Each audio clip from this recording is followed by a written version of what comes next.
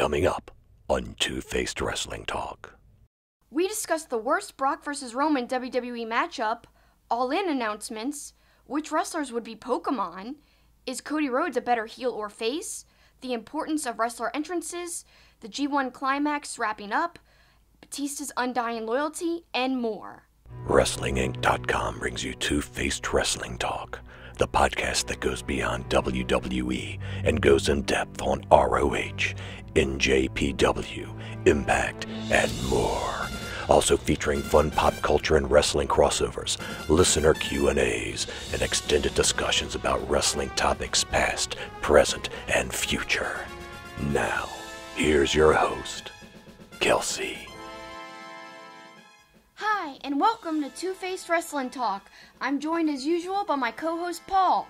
And yeah, Paul, it's been a crazy week of wrestling, and it's only going to get more hectic after this weekend and next weekend with SummerSlam. I see. It feels like we say that every week because there's so much going on in the wrestling world right now. Plenty to get to, as always, but first, a couple things we want to get out of the way, starting with your t-shirt.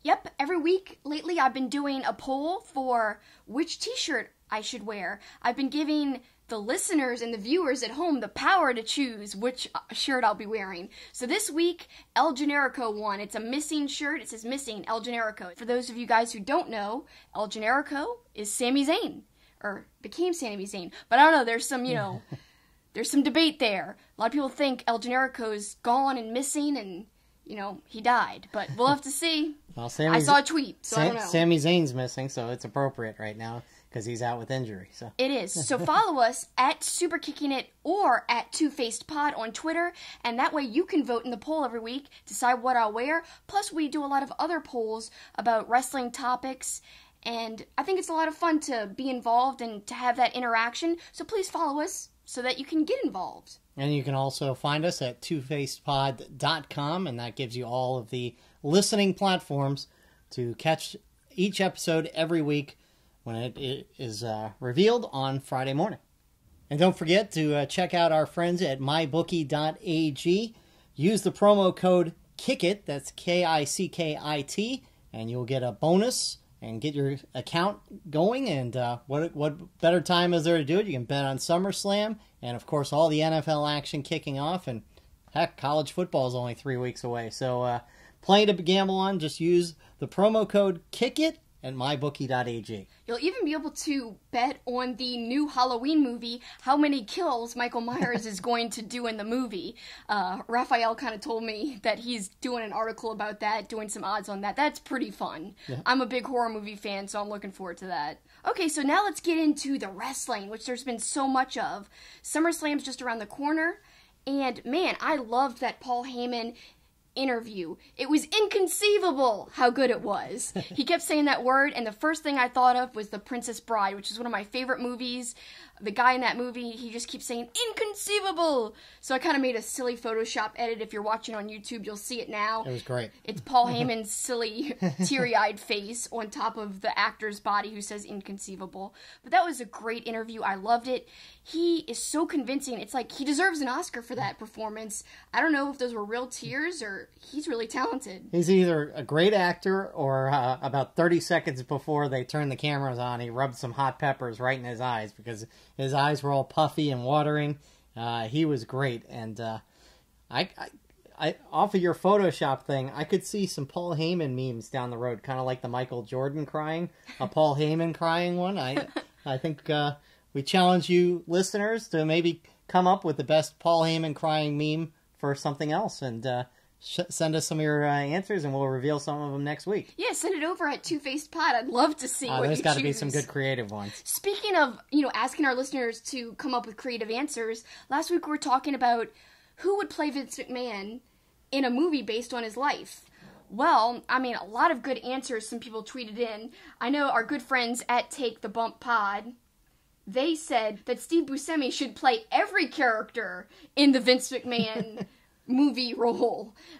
Stephanie, Shane, Vince. It's all Steve. I think that would work. And then he also, of course, made an awesome Photoshop edit yet again. He makes one ugly Stephanie, that's for sure. Yeah, check out Take the Bump Pod. That's a great Photoshop edit. Then someone said it's one of the villains from the Goonies.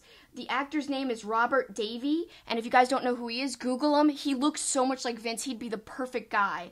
Then our good friend Jason_Span said it should be Mel Gibson. I laughed so hard at that. I was personally thinking that it should be Josh Brolin.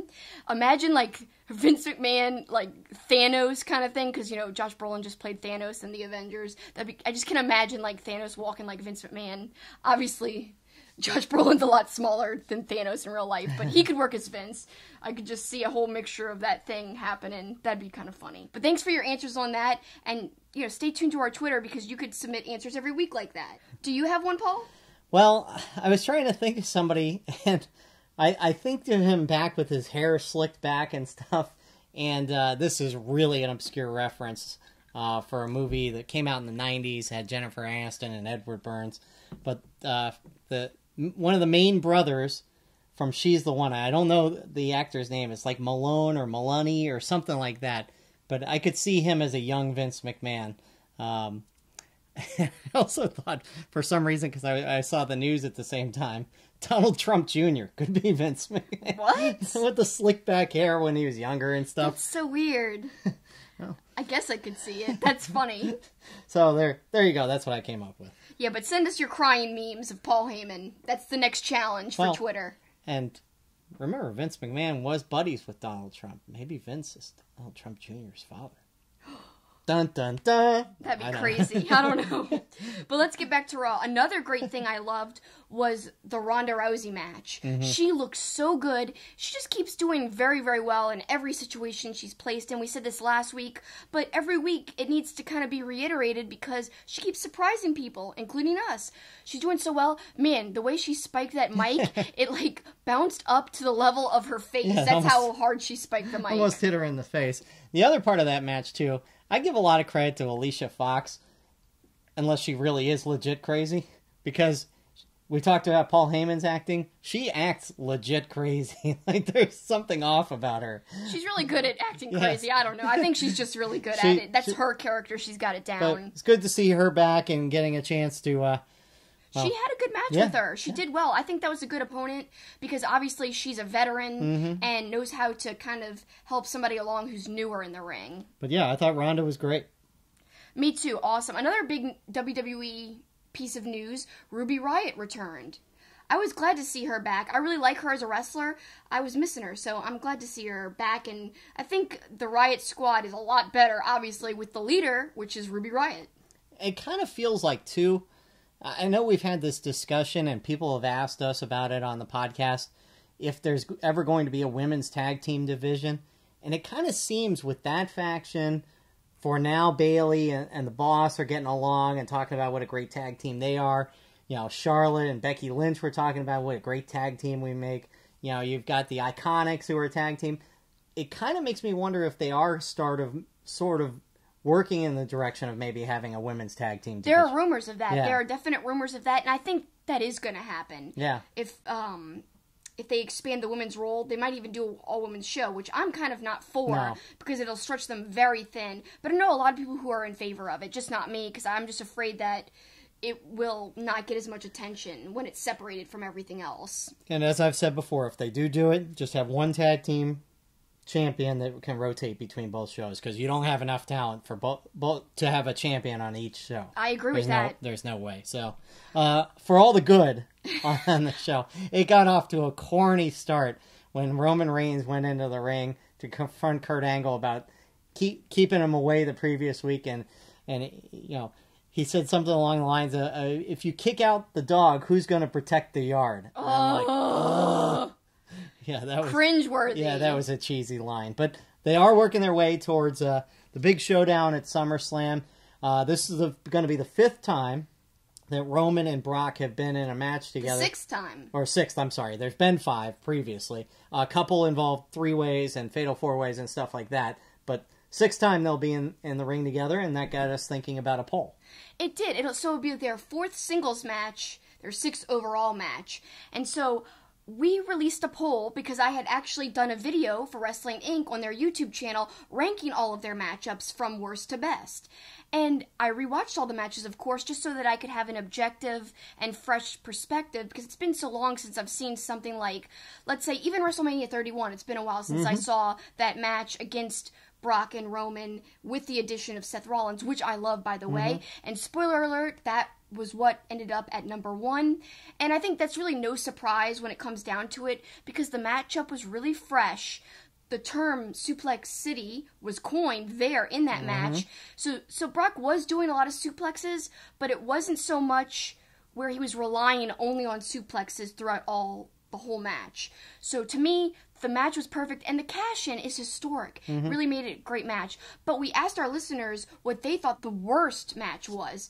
But before we go to the results, what did you think the worst one was? Well, I think the worst was probably the Greatest Royal Rumble. It didn't excite me in any way, and the ending was kind of clunky. I know they built it into a storyline. You mentioned the best being the WrestleMania 31. I have that neck and neck with that Fatal 4-Way, because you remember when we watched that Fatal 4-Way last year, I said that was, to that point, and I stand by it, I think, WWE's best match, or top 2 probably, of all of 2017. It was such a good match. So I have those two close. And really, then there's the second tier, which you created, for which one would finish worst. Right. And for me, it's the Greatest Royal Rumble. Yeah, that was my pick for worst as well. And a lot of people think that WrestleMania 34 was their worst matchup. And let's talk about that for a second, because you and I were there live and in person. And so before I rewatched it, I didn't like the match at all. It was very hard to pay attention. The crowd was not into it. There was some medical emergency. A lot of people viewing at home wouldn't know that, but we were really distracted. Somebody was just laying, I think, on the ground, and literally, like, EMTs were in the aisle for almost the whole match. Right. Very distracting. And the crowd was chanting, "This is awful. We want beach ball. This is boring." So they were not into it at all. And because of that, I just did not enjoy it. I couldn't pay attention to it. But upon rewatching it, I was actually surprised, and this is why I didn't pick it to finish last. I thought there were some great brutal moments that really I liked. That if it wasn't such a bad story, it would have even been higher on my list. Because I liked that, Brock Lesnar busted Roman open, and I liked how they showed blood, and it was not just a little bit of blood. Looking back, I was like, whoa. Yeah. Seeing it from the stands, we didn't realize how much blood that was. Yeah, we knew he was busted open, but not to the extent of being able to watch it back on TV later. Yeah, that was crazy. Like, seeing that, I was like, whoa. Like, I liked seeing that. You know what didn't help the match, though? Everyone thinking that Brock was leaving, so they didn't want to root for him. And then also just being tired of Roman getting the insane push he's gotten, but yet saying, Brock is the corporate boy, when obviously the corporate guy and the guy that the guys in charge want to be on top is Roman Reigns. So people just didn't like the story, and I can understand that, but if we're just looking at the match itself, I think that match is better than people give it credit for. But in the poll, that brings me to the results, 43% voted the WrestleMania 34 match to be the worst matchup between Brock Lesnar and Roman Reigns. And people have given their reasons why. At Planet Kayfabe said, "I'm going with 31 on top. Their matches haven't been great in my opinion, especially the last two where the entire match was just hitting their signature moves and kicking out of them. I'll have to rewatch like you did, but that's how I remember it." He goes on to say, "The whole thing about the most pushed guy of the last half-decade who has gone over every active major star, talking about how Brock is Vince's boy and corporate is against him, didn't work for me then or now. Such a tone-deaf angle." I have to agree with them there. The angle is terrible. Other people did say and agree with us about the Greatest Royal Rumble. Yeah, good guy Dave said probably wasn't the best just because of how WWE itself treated that ending. If they worked with it and used the botch in a storyline, that would have been one thing, but they embarrassingly fumbled, and so that's his thought on it. Then, at RPTBK said, "The worst is 34. In fact, I would go to say that may be the worst main event in Mania history." I mean, upon rewatching, I didn't think the match was that bad. I don't think it was the worst. And he must have a short memory, because the year before WrestleMania's main event, Roman versus Undertaker, was a far worse match. Oh, I hated that match. I mean, obviously the ending and what happened with the Undertaker retiring, which of course didn't take anyway, but that was a far worse match as a main event of WrestleMania. So, Wilfred Watches has a little bit different of a take on the whole thing. He said, I don't follow WWE any longer, but I fully believe the vest is hurting him. Looks weak behind a shield. Pun intended. I have to agree, I hate the vest, but there's speculation that he's actually wearing like a weight belt underneath or support belt. You know, he did have like hernia surgery. How many years ago was that? I don't know, but a couple of years ago, so maybe he's wearing a belt because of that. But yeah, a lot of people complain that he hasn't changed his look. I'm not a fan of the look, even when he was in the Shield, but he could have separated himself from that gimmick and done something a little different. If he had to keep the vest, at least he could have changed something else up. Yeah. Like the music? But no. I don't know. A lot of people seem to hate the WrestleMania 34 match, but at least some people agree with us about the Greatest Royal Rumble, because I just didn't like that match at all. The finish really ruined it for me, and it wasn't very long. Lots of suplexes, and suplexes after Suplex City had become kind of like an overdone thing. Passe. Yeah. So that's our whole Roman poll. Thank you guys for voting. Very interesting results. And of course, we're going to talk much more about their 6th meeting next week, and we'll have Raphael on, hopefully, to discuss some odds for SummerSlam. But that is next weekend. Let's look ahead now to this weekend as the G1 is coming to an end. Yeah, I'm really excited. I think there's this cute New Japan Pro Wrestling World English program. They've obviously been giving it away at some of their shows in Japan, but you can find it on NJPW 1972.com. It's so cute. It's got these little animations about the matchups of the G1. It's got a little chart to show you who's, standing where, who is lost against who. Love it. Check that out. You can get caught up on what's happening and see cute little drawings at the same time. But man, I'm very excited. I'm actually really excited about Naito versus Zack Sabre Jr. coming up. Also, everyone's talking about Ibushi versus Kenny Omega. We've been waiting to see this matchup forever. They had great matches in DDT, which was a promotion they were both in before they were in New Japan Pro Wrestling. And those matches are quite hard to find, but they were kind of voted for Match of the Year in Japan multiple times. They've worked together in DDT and against each other, and so now this is the first time in a while we've seen them against each other again. I'm really looking forward to it because I know they can deliver. Well, before we even get to looking ahead to what happens there, let's look at some of the matches from this past week. Okay. Since the last time we were on. And speaking of Kenny Omega, that brutal match with Ishii where if you're squeamish, there was one picture of Kenny's lip basically just hanging off. That was so gross, and like blood pouring out of it. Yeah, that was a brutal match and a really good match. And Ishii, we mentioned it last week, has had a great tournament. He doesn't have the points, but he's had a great... his matches have all been entertaining for the most part. Yeah, I've liked every single one of them. Again, his match against Zack Sabre Jr. really stands out to me. I love that match. So right after that Omega match was another good match between Naito and Ibushi. You had a funny line at the beginning of that match, because that followed Kenny Omega with the lip thing, and Ibushi busted his lip open early in the match, and you said, did Ibushi bite his lip so he could be like Omega? Which I thought was a funny line. Kindred spirits. Exactly. He wanted to be like his favorite boy. But an even more impressive Ibushi match, I think, was his match against Tama Tonga. And it's because of that crazy, insane spot where he literally ran up into the second story and walked along the railing, which was insane, by the way. I thought he was going to fall off and tumble away. He did a moonsault off of that railing on the second story balcony. Crazy. And he high-fived a fan in the crowd before he did it. And I was thinking to myself, oh my god, I hope none of the fans reach out to touch him or pat him, because what if he loses his balance and falls over? But instead, he ends up touching them. He's a risk taker, I tell you, but that was awesome. Shades of old school Ibushi. I really liked it a lot. Suzuki and Okada was so good. Red Shoes getting involved with he confronts Suzuki with the chair, and then he's going to use the chair to protect himself, beating the hell out of each other. They've had so many good matches. I know, this is no surprise at all that this match was great, because if you look back to Suzuki's 30th anniversary at the Pirate Festival, their match in the rain outside, which is one of my favorite matches ever, just because of how it looks. This is the first time they matched up again after that, so it didn't fail to deliver like they always deliver. So I was happy to see that. Of course, that kind of made it impossible for Suzuki to win, so I was a little bummed out about that. But this funny new Okada personality is so weird with the balloons and the red hair and then just the new different attitude. I like it though. I like how he's not the same IWGP Heavyweight Championship Okada. He had to change it up because he lost it and he's trying to get his groove back. I like that. That's really, really good character detail work that I'm really digging. And I love the remix too. It kind of goes with the new character, the remix of his song.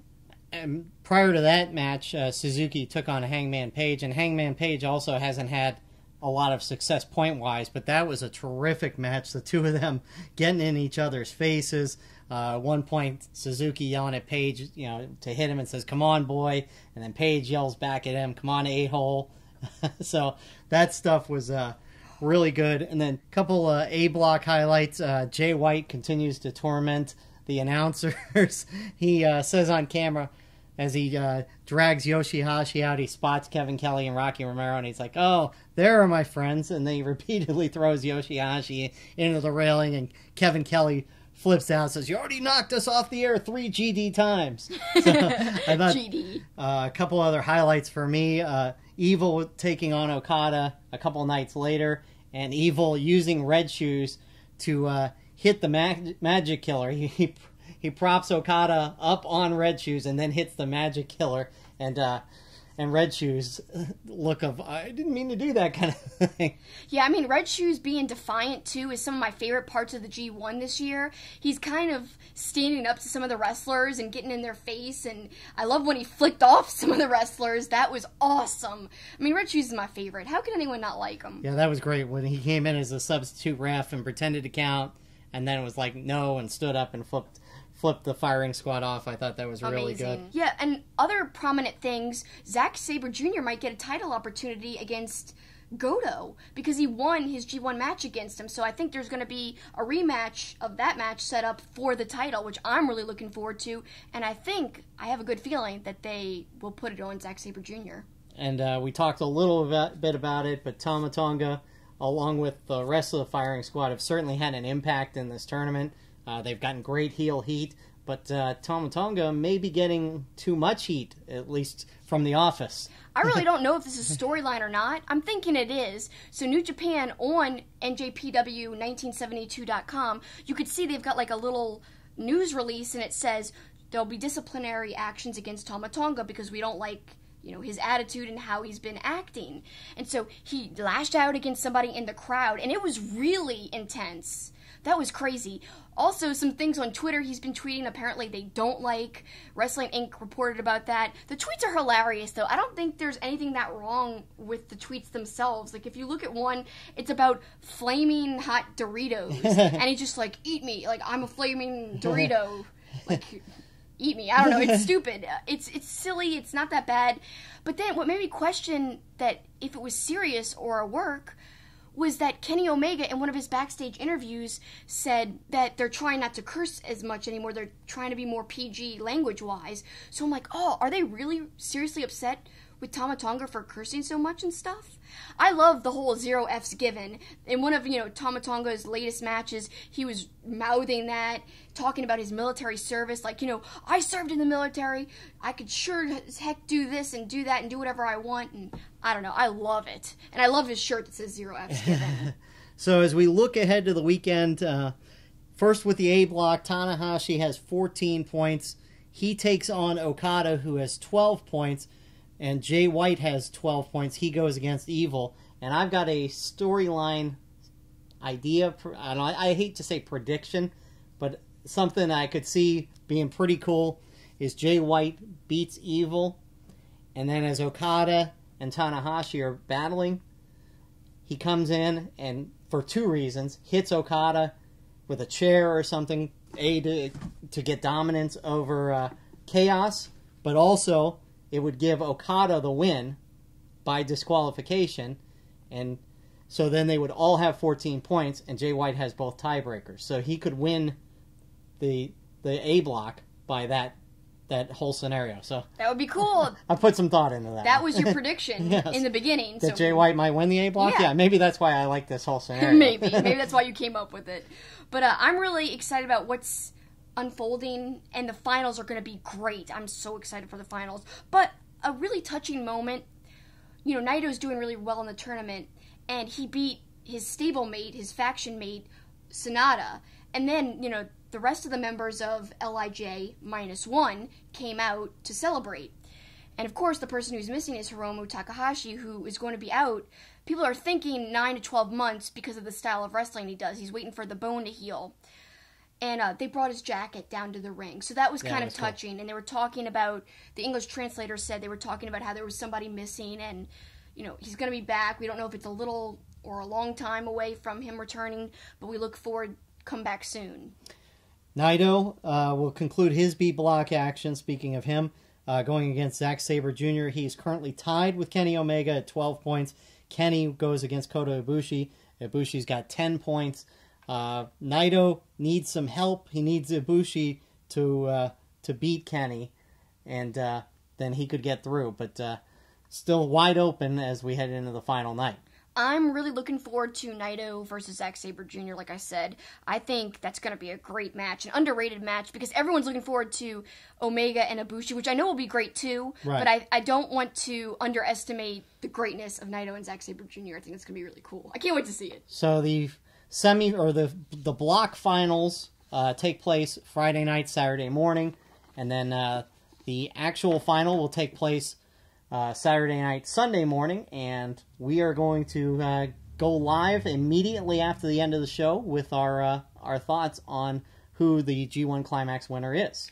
Yeah, I am going to try my best to stay up. I'm going to buy a McDonald's sweet tea or something, because that always keeps me awake for some reason. Coffee doesn't really do it, but the tea does. I'll have to buy one of those, chug it, and hopefully stay up. I've done it before for like Wrestle Kingdom, for Dominion, so I think I'll be able to. But yeah, stay tuned to @twofacedpod on Twitter, and you'll find out where our video is. We'll be releasing it right afterwards. Yep, so we're looking forward to it. That's our extended segment that we put out on social media called Spare Change.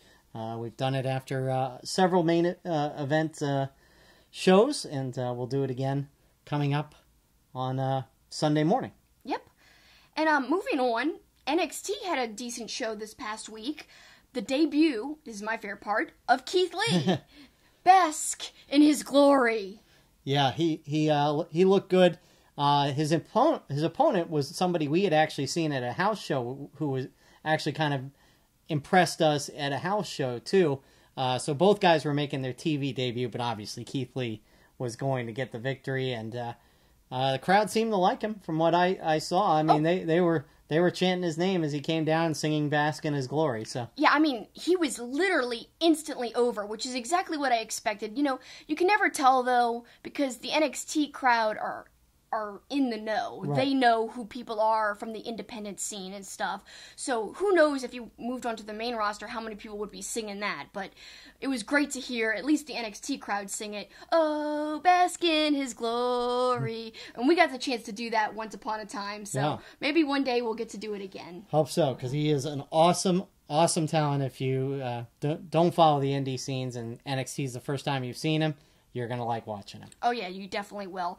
And obviously, there's going to be some changes for the main event with Aleister Black out hurt.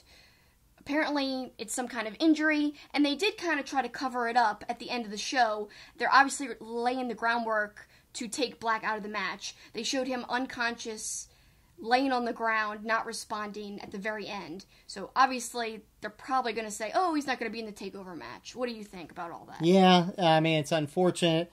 And it certainly is setting the stage, as we mentioned last week, for Gargano Ciampa again, this time with the title on the line. Look, it'll be a great match. It's just unfortunate that that's been done the last couple pay-per-views. So. Yeah, definitely. So another cool thing is recently you and I were on a conference call with people like Conrad Thompson and other members of Starrcast's podcast RAW, talking about what Starrcast is going to be like leading up into All In. I'm so excited. There's a lot of announcements ahead, and a lot of fun things that they're planning. If you're going to be at Starrcast, please come and see us on Saturday. That's the day of All In. We'll be on Podcast Row. There's a map out now on Starrcast on Twitter. You'll be able to see where Podcast Row is located in the hotel. It's really, really exciting. I know that it's a big opportunity for us to spread our podcast to other people who haven't heard of us. And it's a great opportunity for the Young Bucks, Cody Rhodes, and other people to spread their brand and their show. And we're going to be getting a lot of interviews to help them do that. So look out, guys. Stay tuned to our social media and to WrestlingINC's YouTube channel. And we've got a giveaway to announce, not by us, but by our friends at View from the Top Rope, who we will be sitting with at All In. But apparently they have an extra ticket and have a pretty good idea what they're going to do with it. Yep. They have an extra ticket, and this is how you can enter to win in the contest. It's a free ticket to All In, but you got to pay, obviously, for your own travel. You get to sit and hang out with them, but also us, so it should be a lot of fun. So the way you do it is follow View from the Top Rope. They're on Twitter at View from Top Rope. Subscribe on whatever podcast platform you use to listen to podcasts. Leave a 5-star review and screenshot that. Send it to @ViewFromTopRope on Twitter and use the hashtag VFTRAllIn. Again, that's hashtag VFTRAllIn. The winner will be chosen at random on August 19th at 3 p.m. Central Time. Hoping that the winner is in driving distance, because that's going to be some last-minute travel. Yeah, I know, huh? So be good if the winner is from, like, South Chicago or Milwaukee or something like that. That would be convenient for them, but yeah, hopefully they're going to enter knowing that they can make it there, hopefully. And they're going to see a great show, and some more matches have been added. Yeah, there's an updated card.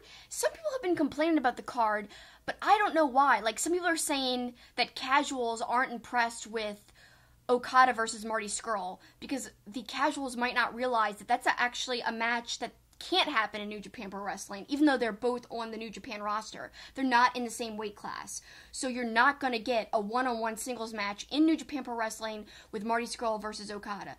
So yeah, I guess the casual fan wouldn't know that, but even if you didn't know that, it's still a matchup we have not seen before. If they think that, that they're just two people on the same roster, it's still two people on the same roster who have never met up before, and that's pretty much a well-known thing, and they're touting it as a special meetup because it hasn't happened before. So I don't know, I'm happy with the card so far, and it's Nick Aldis versus Cody Rhodes, of course, for the NWA World Heavyweight title, Hangman Page versus Joey Janela, Kazuchika Okada versus Marty Scurll, like I said, Rey Mysterio, Bandito, and Phoenix versus the Young Bucks and Kota Ibushi.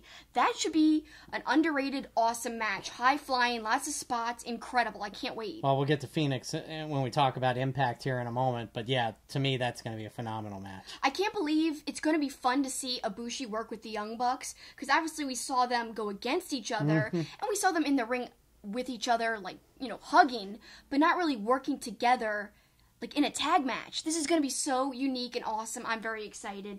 And then I think, honestly, I know this sounds crazy, but this is almost my top choice for a match I'm anticipating the most, is Stephen Amell versus Christopher Daniels. If you remember, Stephen Amell had a match against Cody Rhodes back in WWE when Cody Rhodes was Stardust.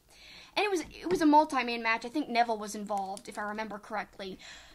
Stephen Amell was one of the best celebrity wrestlers I had seen in a long, long time.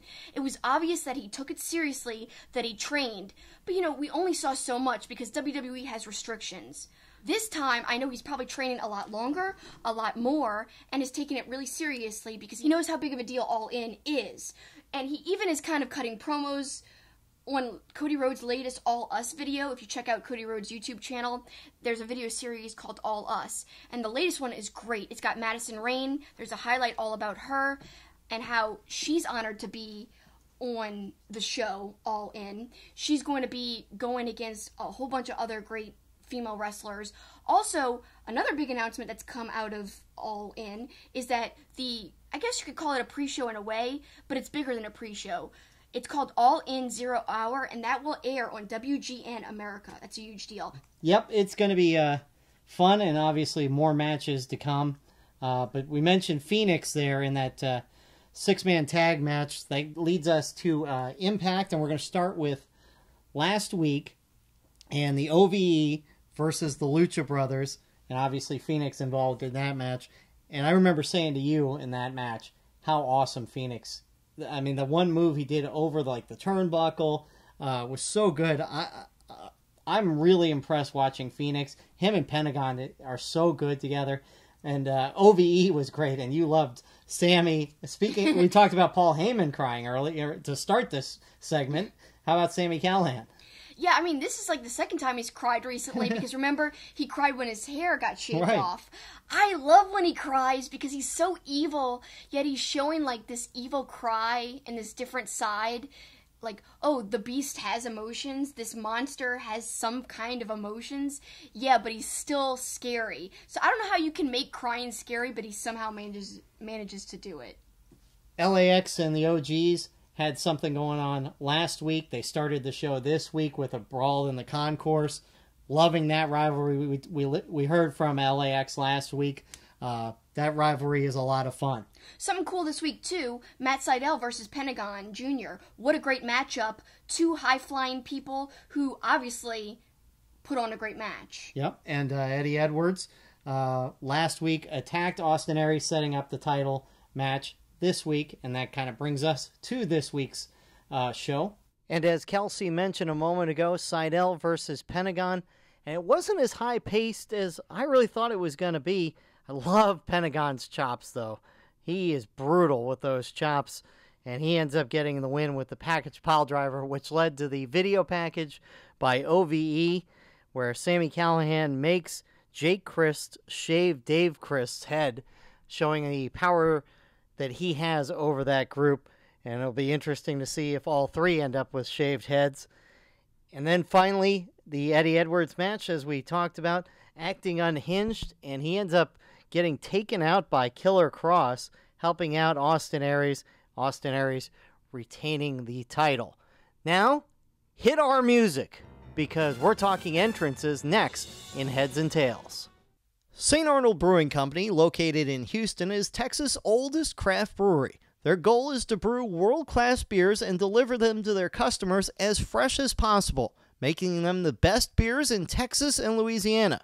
Their customers are beer lovers, people that appreciate great, full-flavored beers. So whether you're enjoying an art car IPA or a smooth-drinking lawnmower, look for St. Arnold beers throughout Louisiana and Texas.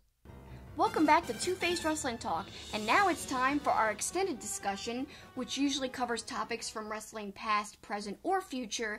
This week, the topic is wrestler entrances. Yep, this is Heads and Tails.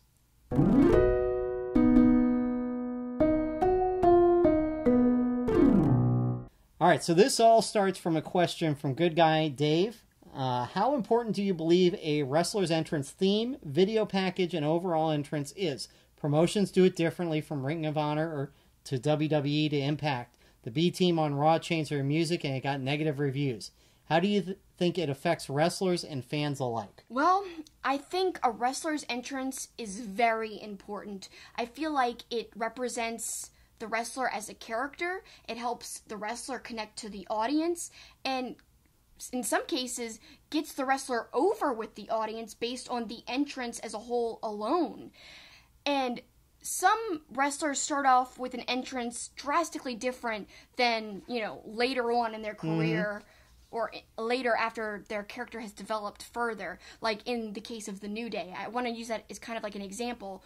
When the New Day gimmick kind of started, they were more like serious and kind of like preachers. Right, exactly. And that's all Vince McMahon. If you want to hear more about that story, check out The New Day on Talk is Jericho from like a year or two ago. So good, them talking about how they kind of pitched the idea to Vince, and Vince was like, let's have you be preachers. And luckily, The New Day ran with it and got so good and got themselves over that they could make it whatever they wanted. But, starting with what the entrance used to be, and especially the entrance video, it was like, a choir clapping and like them like standing and being serious. And now look how crazy it's become. It's really representative of who they are now. They're silly, but they've got a lot of personality, and I feel like that's all right on the table when you see them enter the ring and go down the ramp. Well, because to me, when they went to that initial gimmick, they were on their way to being jobbers.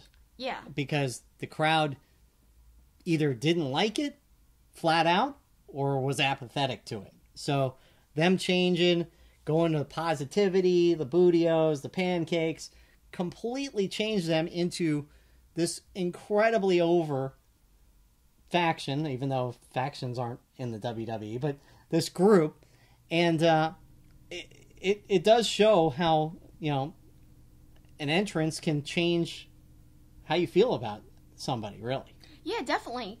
I think they were really successful at kind of changing it and getting over with the song and just with their antics. So that's a very successful example. But let's go through some of our other favorite wrestling entrances. There are so many good ones throughout all of wrestling history. It's kind of hard. I even picked out, this is a lot, but 25. Because there's just so many good ones. And this is just scratching the surface, really. And like I said, the reason why entrances are important is because it really draws the viewer in. It gets them invested in some cases, and in other cases it's just something to make you have an attachment with a particular wrestler.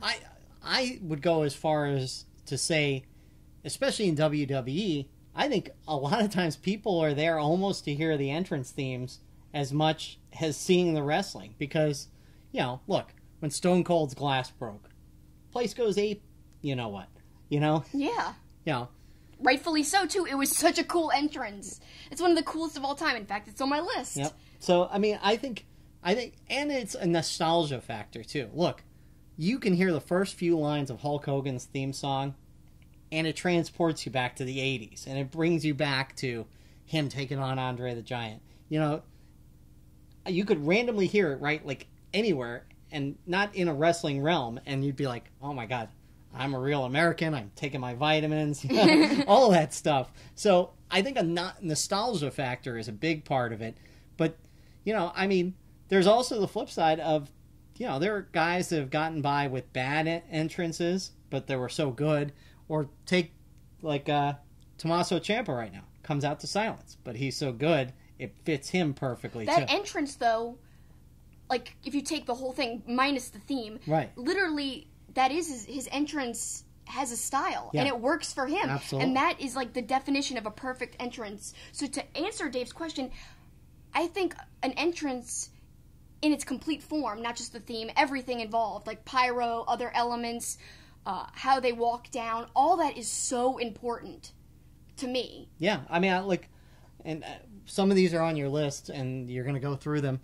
Marty Scurll, to me, is a perfect example. Yep, it's on my list. The entrance is tremendous. The video package, the music, other than the whoop whoop. The costumes, the mask, the umbrella. If he was just a guy with an entrance, I don't think he'd be over.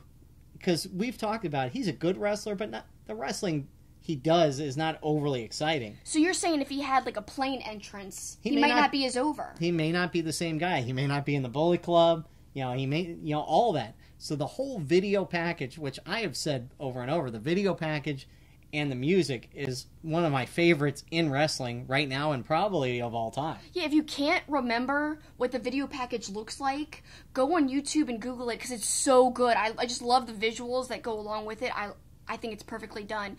And, Portrait of a Wrestler, who's on Twitter, he does a lot of British wrestler photography.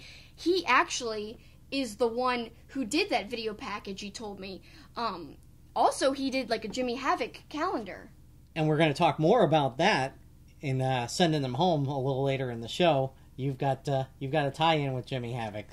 Oh, yeah, we'll hear about that later. But let's get to the entrances. Okay, so I'm going to list these 25, and there's a few honorable mentions, but you could chime in on your thoughts, too. Okay. All right, so obviously I gotta say Suzuki, because the song's amazing. Him having a towel draped over his head just kind of creates, like, a mystique, and when he takes off the towel and has that growl, like, and stare and just grimace, it's perfect. It suits him. The crowd loves the song itself. They clap along. Even though he's a bad guy, and his song's really not kind of what reminds you of a bad guy, it still works together somehow. Well, and the fact that is so over that American fans that don't speak Japanese are singing that one Japanese lyric in the middle of the song, Kaza ni nare. I sing it all the time. So, It's my alarm ringtone. That's a good one. We'll let you plow through these since you've got so many of them. Finn Balor. Obviously, we talked about Marty Scurll. Finn Balor's is self-explanatory because, you know, when he paints himself as the demon, it's so incredible, the artwork that goes into his body paint, his face paint, and obviously the song's amazing. Speaking of the demon, I really miss that entrance, and I miss him dressed up as the demon. Me too. I wish they'd get back to it for at least a couple pay-per-views a year. At least SummerSlam. Everyone speculated maybe he'll finally be the demon, but I don't think so. But he is my Black Power Ranger from last week. I remember. Yes. So then, of course, I love Kenny Omega's theme, and he's had some really cool video packages for big events. Like, he did a whole spoof on the Terminator for Wrestle Kingdom. That was so well done, where he looked just like the Terminator, kind of reenacted that scene where the Terminator's asking for people's clothes. Loved it. And then Stone Cold, we talked about that earlier, the breaking of the glass, iconic, and the song's awesome too. When I heard that at WrestleMania 30 live and in person, I know you feel the same way. I got goosebumps. And then The Rock, and then Hulk Hogan, like 3 great entrances all at once, 3 legends in the ring. Like I said, it was great that the legends were in the ring at the same time, but I think the entrances really kind of added, no pun intended because The Rock was there, it added an electricity in the Superdome. It was amazing. Yeah, it got the show off to an amazing start. It was almost like you worried if that was going to be the best moment of the show, having those 3 entrances. Yeah, I know, right? Of course, I'm going to a more old school pick, but Ric Flair, one of the best entrances ever. Along with what he's wearing, with the ring, you know, attire, the robes, it's so regal, so majestic. It goes perfectly with who he was as a character, and the song fit him perfectly as well. Nakamura, you know, someone who had so many drastic entrances. If you go back to his time in New Japan, I love that entrance theme and the way he came down to the ring. But it got even better when he debuted at NXT TakeOver against Sami Zayn, and we heard that epic new theme for the first time. And they did so many great live versions of it with the violin. I love it. But when they changed it at first, I was worried, and I didn't like it with that rap. Now I love it. Now you've got it on Spotify. And I do. And it kind of goes with his heel character. So that's perfect. And of course, the way he kind of goes and throws himself down on the ring ropes, that's perfect. My only complaint about it is the announcers talk over it all the time. So you don't really get to hear the new version that often. So if you haven't really gotten a sense of the song, you ought to go to Spotify and download it and listen to it, because it is pretty good. It's great. I love it. I'm really kind of addicted to it now. And this is kind of a strange pick, a newer pick. You kind of inspired me to choose this because you like it a lot. The Bar. It is so good. I love the music. I love the way the light hits. I love, you know, Cesaro saying his thing, and the Steadicam working its way around. And of course, you know, they were in the main event Thursday night in SmackDown. That's why I pointed it out when they lost to the New Day, which I was surprised by the way. It was a good match, too. Yeah, but, yeah, I love that entrance. I do, too, and you could tell how much work and thought they put into it. They're like, oh, let's do this. Let's have these, like, outfits. Let's do this thing where we point to the middle. I just love every element, and you could tell they've worked together. And I think Cesaro is such a good tag team wrestler, because I think he really ends up bonding with whoever he works with, and that really comes across in the tag team itself, and it's really come across in this entrance theme. People probably have already forgotten he was tag team with Tyson Kidd. Yeah, and they got along so well as well. So I just such a good entrance that's kind of underrated and not talked about. Brock Lesnar, haters gonna hate, but you know what, you can't deny that Brock Lesnar's theme is epic. The way he like does the whole muscle scream thing, and then the fireworks used to go off at the exact same time, which we kind of lost for a while when WWE stopped doing pyro, but that's epic, and I don't think anyone could argue, even if you don't like Brock as a champion, you can't say his entrance hasn't always been awesome and epic. DDP, just because I love DDP. Bang! Yeah, of course. That's just such an iconic move and a great, it's me, it's DDP. It gets stuck in your head, it's definitely worth putting on the list. Randy Orton, I love the pose, I love the song, I love like the slinky way, like a snake. He comes down to the ring just slow, calculating, and he moves flawlessly in the ring, but also in his entrance when he does that pose. You try to do that pose, it looks easy, but it's really hard to do. No, and the song is great, and that's been performed live at a WrestleMania as well.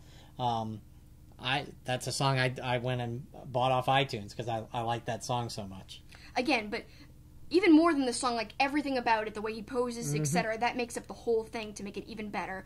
And now, similar to Brock Lesnar, I put Batista. I love the whole machine gun thing. It might not be one of your favorites, but it's always been one of mine with the pyro. I liked it, except he was never coordinated to the machine guns. Whatever. He was always, like, way off. Like, the guns would be going, and he'd just get started, and he... You know, for as many times as he did it, you'd think he would have been able to coordinate it a little better. Well, we're going to talk a lot more about Batista in the closing home segment as well. Okay. He's great. I love him, and I don't care what anyone says. And another throwback pick, but you've got to put them on the list, the New Age Outlaws. Because you didn't know? Yeah, exactly. Who doesn't love singing along to that and basically saying all the words? Yeah, no, I've been to many a show with that, and that was so over during the Attitude Era. You know... Billy Gunn, you know, doing his part, Road Dogg. I mean, that arguably is, I mean, the Attitude Era may have been one of the best eras for entrances because you mentioned Stone Cold and The Rock and the New Age Outlaws. I've got two more to add to that list from back in the Attitude Era and that time: Kurt Angle and Chris Jericho. Mm-hmm. I mean, Kurt Angle, it just fits him to a T. The medal around his neck always added to it. I thought the Olympic medal added like an air of reality and legitimacy to his character, along with the music. And of course, people adapted the "You Suck" because he was a heel at one point. Right. Now it's stuck and he's not even a heel, which I kind of don't like. No, but you're not losing that one. No, never. And Jericho, that's probably one of the most iconic ever. Probably has to be in the top 5. Like, imagine being there live when he debuted on Raw. That was so epic. And the storyline leading up to it was so well done, and I remember watching that Raw. It was cool. Very cool. An awesome video package, too, by the way. His original video package had, you know, a really uniqueness to it. And I loved it. And the whole playing into the Y2K fear. Very smart. It was so good. It was really well done. Another old school throwback, Mr. Perfect. I just think it perfectly fit him, no pun intended. The batting away of the gum, and just, I loved every bit of it. Goldberg, one of the most iconic entrances ever, with the pyro breathing out the smoke, and then the security ridiculously following him. Why does he need security? Yeah. No. I don't know. You mentioned that you were happy to finally kind of witness that in person, and I really hadn't seen it much in person. I did see him during his heyday in WCW, so I had seen it a little bit, but to get to see it at WrestleMania 33 was awesome. Yeah, and, you know, some people talk about having mixed feelings about Goldberg returning. I was a big fan of it. I guess really a big part of the reason was I got to, you know, say Goldberg, Goldberg live. Yep. Another really epic one, which could be number 1 on everybody's list, is The Undertaker. Gives you goosebumps, gives you chills. Obviously, it's perfectly in tune with his character. The smoke adds to it a lot, too. The gongs, like the slowness of him coming down to the ring, and all the extra elements when he has special matches, like his WrestleMania matches, like the one against Brock Lesnar with all the coffins. So loved it. And look, even his ones as the American Badass weren't bad. They were still thematic. Yeah, but they so paled in comparison to the Dead Man entrances. Yeah, I mean, you just really can't beat that. Another one that I kind of recently started liking was Goto. And if you don't like New Japan Pro Wrestling or don't watch it, it's a really epic theme song. But the reason I picked it, not just for the song, just the way he walks down to the ring, he really kind of looks like a samurai. He dresses like that. His like ring gear is a lot like that. And so the song has that kind of feel. And so the whole thing fits perfectly with him. Okada obviously has a great one with the coins falling, and like we talked about a little bit earlier, I'm not a big fan of the remix. You're not? No. It's growing on me. No, not me. Suzuki remixed his too, and at first I hated it. Now that's growing on me too. I like the originals on both. I do like the originals better, though. I will say that. I mean, I like the new ones, but the originals, there's nothing that beats them. Naito has a great entrance. He comes down in that white suit, takes so long taking it off. Love the song. Love just the way he kind of goes in the ring and puts his fist up. Great. I've watched so much New Japan over the last few weeks. I woke up the other morning and Naito's theme song was in my head as I woke up. Like, I got out of bed and the first thought in my head was Naito's theme song. So, it's so catchy, that's why. I guess. Or I'm watching way too much wrestling. Jay Lethal. Somebody whose entrance doesn't get enough love. I love the song. I love how epic and old school he seems when he just like raises his arms and he's in the ring, and then it's just so perfectly suited to him. Here's some weird ones here. Broken Matt, I love the way he used to come in Impact Wrestling. This is an important distinction because I love the way Rebby Hardy, his wife, would play on the piano live, and a lot of times Maxwell, his son, would be with her, like, on her back in, like, a little carrier. Just perfectly done. Then he gets in the ring and starts saying delete. To me, the Woken character in WWE is not the same and as good as the Broken character. So the entrance is still good, but just not at the same level, just a little bit below. David Starr has a great entrance, not because of his theme, but because of the awesome intro that he makes every wrestling announcer say for him. And I love how he works that into his heelish little spiel. Speedball Mike Bailey has a great entrance where he kicks people's hands and arms as he comes down to the ring, which is perfect for his character. The Briscoes, they're great too. I also like Sasha Banks' entrance. Mm-hmm. And finally, Tama Tonga. A couple others I'll throw in. We've mentioned before, we're not a big fan of many of the Impact themes. I love Rosemary's. I have her song downloaded. I think it's awesome. And Su Yung. Su Young's. Yeah, we love Su Young's entrance theme. So the Undead Bride has a great one. Historically, one of my favorites was The Brood and Gangrel. Oh, and the way they came up through the floor. flame with the goblet and the fangs and all that was all good. The fake blood. Yeah. It's all part of the experience. So an entrance can kind of take a just mediocre wrestler and make people think he's a great wrestler and connect with him more than they would have otherwise. And one from the 80s, who we lost a few years ago, Ultimate Warrior, another one that as soon as that music hit, building goes ape, you know what. So that was always a great one. So, I mean, there are iconic things, again, like I said at the beginning of the segment, where you just hear it and it resonates with you even 20-25 years later. It's not just themes though. Again, this is important to distinguish. Right. We're talking about the whole experience. Well, I mean, and that's why we Undertaker running down the ramp Ultimate Warrior running down the ramp like a madman, with his things so tight around his biceps. I know, it looks like they were about to burst. Yeah, no, all of it. So, no, his was a great one as well. Yeah, great discussion. I really enjoyed this question. Thanks for sparking this conversation, Dave. Entrance themes and entrances themselves with the video package and the pyro and the ring gear. I think all that is really important, more than people give it credit for. Like I said, it kind of helps the audience connect with the wrestler sometimes they might not have connected with otherwise. I agree. And so, thanks, Dave, for teeing it up for us on a great Heads and Tails segment. And when we come back, it's time for Ask Two-Faced.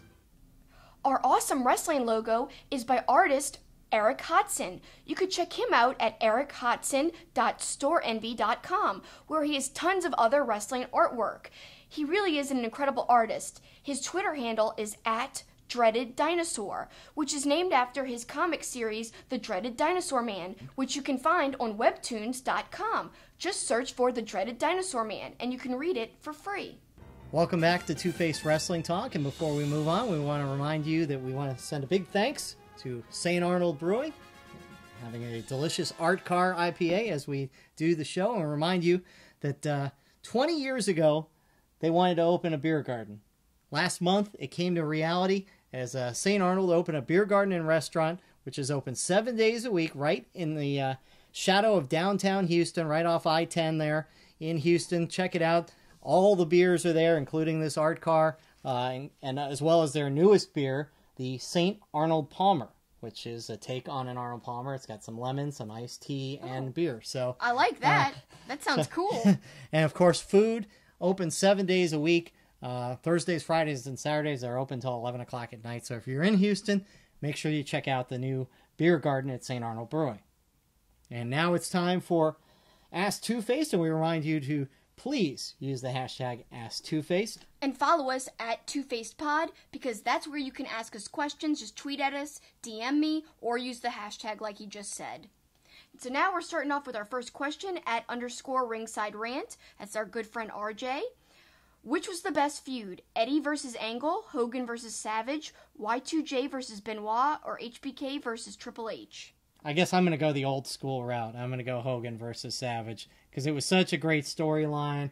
Obviously, Miss Elizabeth figured into that, and she was like America's sweetheart kind of thing. And why is she with Randy? You know, he treats her so badly and all that stuff. So I thought that was just a great rivalry. Even though Hogan wasn't one of my favorite wrestlers, obviously the character was bigger than life, and so I'll go with that one. That would be my choice, but it just comes in at number 2. My first choice is Benoit versus Y2J, and that's because I'm a huge Chris Benoit fan of his wrestling. I'm a fan of his wrestling alone, not anything he did. I don't condone it. I'm not saying he should be in the Hall of Fame or anything, because obviously that's not going to happen. I'm just a fan of him as a wrestler and his body of work in that regard. No other way. But yeah, I liked that. So that would be my pick. And his second question is, do you think WWE could survive today on only the big 4 pay-per-views? So he means SummerSlam, Survivor Series, Royal Rumble, and WrestleMania. Well, could they survive? Yes. I mean, they just signed a $1 billion deal with Fox, so they're okay on the money front. But no, in that they're trying to drive, as you've mentioned, everybody to WWE Network. Yeah, that's like kind of the way of the future for them, even though that's not where the big money is, because that's the TV deal, as you just mentioned. But they do want subscribers to go to the network, and for the network, they need programming and footage and content. So yeah, I don't think they're going to cut down on their pay-per-views, but technically they could survive, and actually, we all might enjoy it a little bit more, because the content wouldn't be so oversaturated. Yeah. There's so much wrestling content that WWE is putting out that I think it's all becoming thin and repetitive. And it's odd because they've got so many people to use, yet we keep seeing the same people over and over again instead of diving deeper into the roster, which they've got a really great roster. Next question is from Burt Macklin. If they did a Battle of the Network Stars type show, but instead of 2 types of TV shows, and of course, Burt may be showing his age with Battle of the Network Stars. I remember that one. I don't remember. I just assumed I knew what he was talking. I kind of assumed what it was about. They basically took stars from TV shows and put them against each other. What about 2 wrestling companies? And what 2 wrestling companies would you like to see go against each other? And who would be on those teams? So I guess we could do it almost like a Survivor Series, 5-on-5. Yeah, 5-on-5. Okay, so I agreed with you. We talked about this before the show. New Japan versus WWE. Obviously, yeah. So let's just do that together.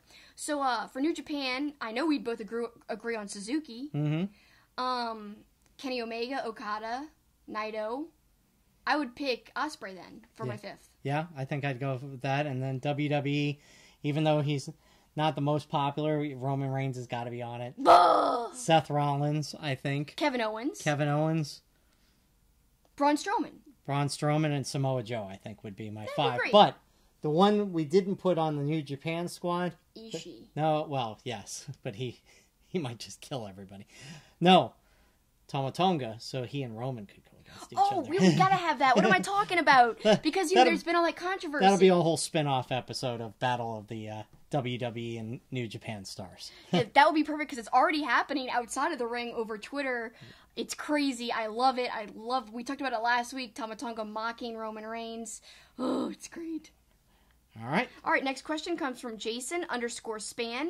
What motivated you 2 to start Two-Faced Wrestling Talk? Well, really you. I mean... for you, yeah. I mean, we watch wrestling. I've watched wrestling since the early 80s, and I always liked it, but I'm in sports, and I'd never even given a thought of any podcast, even in my soccer realm or any of that. But you came to me with the idea. Yeah, and I knew you'd do well as my co-host because obviously you have all that TV experience, and I have the TV experience too. So I wanted to start a podcast years ago, but actually somebody was doubting that I could do it, and they were like, it's a lot of work to have a show about wrestling and stuff. And ever since then, I was like, I know I can talk about wrestling. I'm so passionate about it. I had this urge to talk about it with other people who liked it too, because where we live is not the biggest wrestling town. No. There's not a lot of wrestling fans that I know personally who live around me. So I was kind of starving to talk about it with others. And yeah, I went on forums, but I wanted to kind of talk verbally, not just type it out. So first I decided I want to do a podcast, played around with the idea. My boss, who's also in TV, said you should do a YouTube show where you're on camera. You've got television experience, you know how to edit, and you're a woman talking wrestling, which is, like, unheard of. So she doesn't know anything about wrestling, but she knew enough to say that. So that started my YouTube channel. Then later, I decided to add on this podcast, because we're about, how many podcasts have we done at this point? About 24, I think. Mm-hmm. So 6 months into it. Yeah, and I like the podcasting platform, but it is a lot more preparation work and a lot longer of a format, whereas my videos are shorter, but there's a lot more, precise editing with that too. So I don't know, just the passion and me wanting to share that passion with others is kind of what drove me to start this podcast and me talking about wrestling on any platform. It's so much fun to share, like, passions, and I don't know. People don't give wrestling fans enough credit. They like to say that wrestling fans are dumb. I can't believe that anyone thinks that, because... Well, I'm kind of dumb, but, that's... Whatever. That's neither here nor there. Maybe I have to agree with you a little bit, but no, you're not dumb. But really, some of the most intellectual, thought-provoking discussion happens between wrestling fans. It's crazy. You just go on wrestling Twitter or on Facebook or on forums, and there's all this discussion. Even go on WrestlingINC, look at their articles and all the comments. People just going on and on and on with thoughts, opinions, posing more questions. I love that type of analytical discussion, and wrestling's like a great TV show that never ever ends. It's like binge watching your favorite show that just will keep going on and on forever. The characters eventually change, but it's always going to be around. It's always going to be something familiar that you can get into.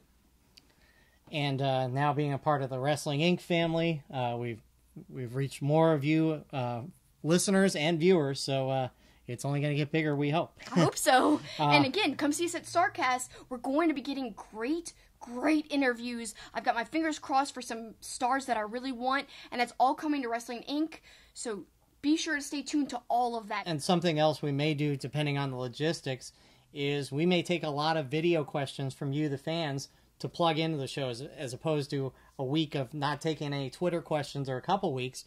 We may just take a bunch of questions that we get from you at our table at Starrcast. So, yep, so be sure to stop by. Yeah, come by with your normal great questions. And if you can't be there, like I said, tune into WrestlingINC on YouTube.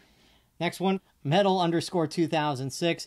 Take a legend from the past who doesn't wrestle anymore, who's passed away. They come back in their prime to wrestle Kenny Omega. Who is it and why?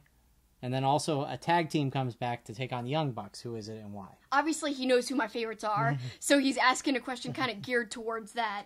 This was a difficult question. I think that Macho Man versus Kenny Omega would be an amazing match. Macho Man had, like, such a reputation for planning out his matches meticulously. Kenny Omega loves to have a great match, and I know he puts the same amount of thought into his matches. So both of them together, to me, would be like another Steamboat and Macho Man match. Well, that was one I was thinking of, but to give you a different one, I think I may have even said this in the past, Kenny Omega versus Stone Cold Steve Austin, I think would be just terrific for the promos. Oh, it would. And here's another one real quick. Brian Pillman versus Kenny Omega. I think the clash of their personalities, if you take the Kenny Omega version that's more like the Terminator type of character versus this, he's more of a babyface right now. So if you go back like a year or two where he's kind of a little more heelish, that version versus the loose cannon Brian Pillman, awesome. And then as far as the Young Bucks, I think I've said this before, I'd like to see Edge and Christian go up against them. I'd like to see the Dudley Boys in their prime go against the Young Bucks, but also, this would be a weird match because totally a clash of styles, but they all have big personalities. The Road Warriors versus the Young Bucks. How weird would that be? Oh, I kind of would pay to see that. Yeah, that'd be pretty good. All right, next question. At Mr. Dose 2. Without heels, pro wrestling today would cease to exist. Who are your top 3 favorite heels in the world today? Mine are Ciampa, Jay White, and mostly all of Suzuki Gun. I'm not sure I can go with a different answer, because right now Jay White is doing unbelievable heel work. He has been great. Ciampa, to me, is one of the great heels in wrestling right now. But if I'm going to pick somebody different, I'll go with Tama Tonga as my third one right now, because he's doing great heel work, and he's inciting a guy from another promotion. He's inciting management at New Japan. He's berating fans. Yes, he went after a fan. So yeah, I'll go with Tama Tonga as my third one. Good one. I'm gonna go with, and people are gonna be upset that I am leaving Ciampa. Sorry, we know the pronunciation now. Yes. I'm leaving Ciampa off the list. But I think he's a great heel. People are going to be like, oh, you're so pro, every other promotion but WWE and NXT. That's not true. I love NXT. There's some other heels that really I just love. So first is, of course, Minoru Suzuki. He's probably my favorite wrestler, period. So, of course, I'm going to pick him as my top heel. Second, Sami Callihan, because he's literally the most interesting guy in a whole promotion. A whole promotion. NXT is filled with other great wrestlers. Impact, like, Sami Callihan is, like, the cream of the crop there. And he really changed a whole bad situation into something that would work for him. That's what wrestling's all about. Tweaking reality a little bit to use it for your character, to use it for your storylines, to use it for your matches, to make it work for you. And then lastly, Zack Sabre Jr. Because just for the fact that he turned me into a fan from his heel work alone. Mm-hmm. And that says a lot about his character and heel work that makes him deserve a spot on this list for me. And you put him with Suzuki, they're so good together. So, yeah. Perfect tag team. I love when they work together. And actually, there's somebody I could have put on the list instead of Zack Sabre Jr., and it would have been Cody Rhodes when he was a heel. He's more of a babyface right now because of the whole All In thing, because he's made up with the Bullet Club, made up with Kenny Omega. Yeah, I love Cody as a face. He's actually thrived in every single role he's ever been in, including going all the way back to WWE. Even gimmicks that shouldn't have gotten over, he kind of made get over for a little while. He always did his best with whatever he was given.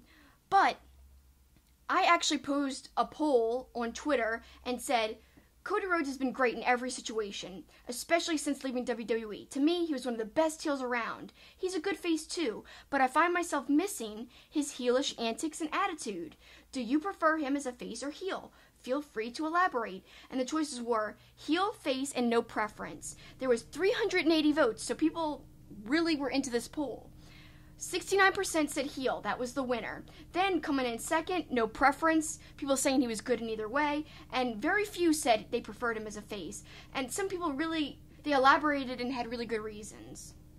At Chibi Halloween, there are just some guys who are born to play the heel, like Triple H, Bobby Roode, Ciampa, and also Cody, in my opinion. The heat he got after he said he wanted to change the Bullet Club logo was amazing. I remember seeing a guy setting a Cody shirt on fire. That's some old school heat. And I agree, that's really, really rare to get that type of heat these days, and that's why Cody was amazing. At Aaron Chasko 1, no preference. Cody is great in any role playing at the time. In real life, he's one of the nicest guys on earth. PC Hasler says heel Cody is a beautiful thing. Randy Higgins 757, he has a unique way about himself that he can merge both heel and face, much like Flair. Ant Won't Stop said heel, the blonde hair and the expensive suits. He's like everything his dad hated. I love the heel American Nightmare. He's a very old school type of heel, almost along the lines of Hollywood Hulk Hogan. Next one is at GFan1954. Actually, at least in the WWE as a face, I always found him a bit whiny. He gives off the perfect air as a heel. At Roy_ELBEE, he's actively a blast to hate, which is becoming rare, so heel all the way. At Drakeo 2.0 says, I have no preference really, heel or face or tweener, Cody always delivers in his matches. And finally, at Baron A5H, Cody Rhodes is a really genuine good guy, and they tend to play the best heels. The opposite tends to be true as well. Crummy people normally play great faces because they are compartmentalizing sociopaths. That's quite the line there. Yeah. What is your choice? I say heel all the way. I miss his heel nature every day since he's changed back to being a face. Well, I think they went away from him being a heel too quickly. I know, he was so good. That's my problem with it. Like, they could have let that story go for a year and a half, 2 years of him being a heel. Right. They really could have. The whole reunion thing seemed to happen too soon. Well, obviously there was other storylines in play, and that's why they changed it all back because of the firing squad and such. But I know you probably would have loved to seen Cody go with the firing squad and stay as a heel. Mm-hmm. Yep. Well, maybe we'll see Cody turn back, because I would really love that, and it could be a great story too in the future. Yep. Finally, from at View from Top Rope, and this is a question right up my alley, he said facetiously. We love to make up Pokemon evolutions and make them into wrestlers. So I want you to take 5 different Pokemon and say which wrestler would be that Pokemon. You can do some evolutions if you want, and one of our favorite examples is Sunil Singh evolves into Almas, evolves into Rusev, and that would be our Bulbasaur evolutionary tract. So, I wasn't sure you would know how to say Bulbasaur. Go ahead. You don't know anything about Pokemon. No, you're lucky I even pronounced Pokemon right. I watched the show, but, I'm not a Pokemon Go player, but I really got into this question. I had a lot of fun researching. I've got to give props to my good friend Burke at work, my best friend. He helped me come up with some choices and research some of the best personalities and traits of Pokemon to pair with people. He doesn't know anything about wrestling, but he knows Pokemon, so thank you, Burke. So here we go. I have a couple. I'm really proud of my choices. So there's a Pokemon called Machoke. Machoke. I'm not really sure how to pronounce it, but he looks like a wrestler. He's even wearing like a wrestling belt, and he's like this little buff-looking creature, and I would pick Brian Cage to be that. And if you're watching on YouTube, I'm going to put some pictures up of these Pokemon, so you'll see what they look like. If you're listening at home, I'll try my best to describe them. Then there's like a devil or a devilish type of character, and in fact, in the Pokedex, it's described it's been banished because of its violence. Its name is Giratina, and I picked that one to be Sami Callihan. Perfect, because he's so violent, everyone doesn't want to be around him. He would, of course, be banished if he was a Pokemon. That's who he'd be. So, Suzuki, I had to pick one to be Suzuki, of course. Since Suzuki's nickname's the King, there's a Pokemon called Kingdra, and not only does it have King in its name, it has a snarl. It looks like a seahorse, but it has like this evil, like snarl-looking thing.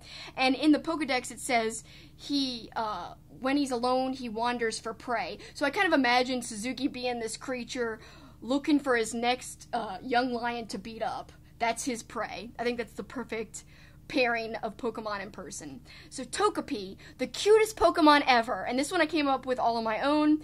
Kairi Sane. She's so cute and lovable, much like little Togepi. That's who I'd pick. If you guys don't know what Togepi looks like, look it up. It looks just like Kairi Sane. Okay. It would be perfect. I'll take your word for it. Alright, an Osprey, I had to pick like a bird type of hawk creature, which is perfect because Osprey is based on the bird Osprey, Staraptor. So that creature looks exactly like a hawk, and it's got this weird little like hairdo, which kind of looks like Osprey's hair kind of flipped to the front. I don't know, I thought it was the perfect choice. Then there's, it's hard to pronounce this, but it's Toki Damars, and that would be Candice LeRae, because it's a cute little mouse-looking hamster thing. Candice LeRae is so sweet and innocent, I think it's the perfect Pokemon to be her. Then there's this machine-looking, robot-looking creature called Genesect, and it has a cannon attached to his back. It was altered. I picked that for Kenny Omega, because when he's like in the Terminator version, obviously, he's half machine, just like this Pokemon. I had actually a lot of others. I'll do a bonus level where I say a few others. I had so much fun doing this. Thanks, View from the Top Rope. It was a hard question. Thanks a lot. Whatever. It was fun. Too bad you didn't even research or put any effort. Well, I don't know what to tell you. Well, I know you don't know Pokemon, but I'm not the biggest expert. I made something of it. But anyway, thank you to all of you for all of your questions. We really enjoyed them. It was a lot of fun answering. And finally, it's time to close out the show and send them home. And Kelsi's got 2, so I'm going to abstain this week and let her talk about 2 separate topics.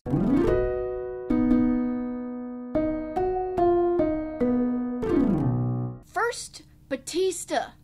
Batista is one of my favorite wrestlers in terms of he's got a humbleness that I think people don't see and didn't see when he was in WWE. The fact that he was willing to come back full-time after he had already done Guardians of the Galaxy, he wanted to come back and do a run, and he wanted it to be a real legit run, as in he did all the TV, he did the pay-per-views. He wasn't just a part-time guy like Brock Lesnar, and he could have been, because to me, out of all the actors that came out of WWE, Batista is the best one. Yes, much better than The Rock in my opinion, because the acting he does is a lot more believable, there's a lot more subtleties in his performances. Like, if you look at his role in Guardians of the Galaxy, he has a little bit of comedy in that role, but he could also play, like, the emotion, like, because he lost his family, and you could see that a lot. He wears a lot of emotion in his face in that role.